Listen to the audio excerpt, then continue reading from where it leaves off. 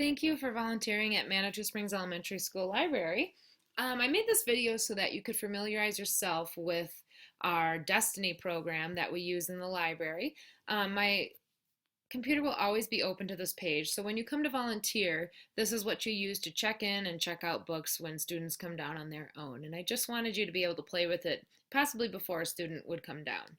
So the two tabs you're going to need to know about are catalog and circulation. The catalog is any way of searching. So if you're looking just for a book in our library, like a title, Hatchet, you would click title.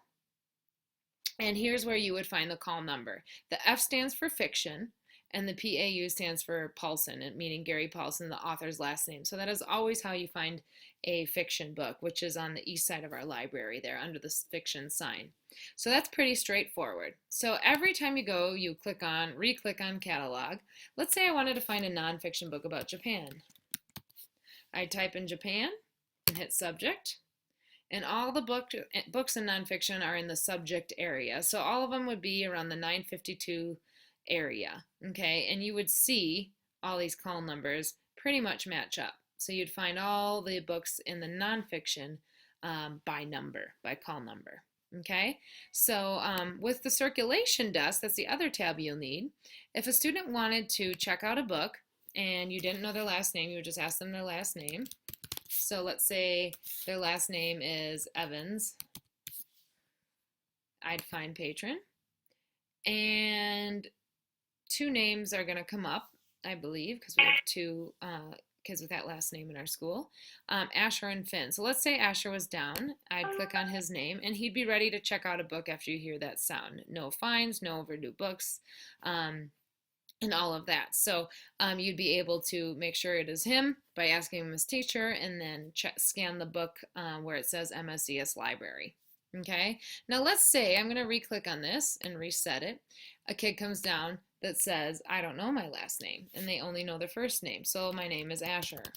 Okay, now all the Ashers in our school would come up. So in this case, this student in the middle here, middle row, does not have a teacher, so we don't need to worry about that.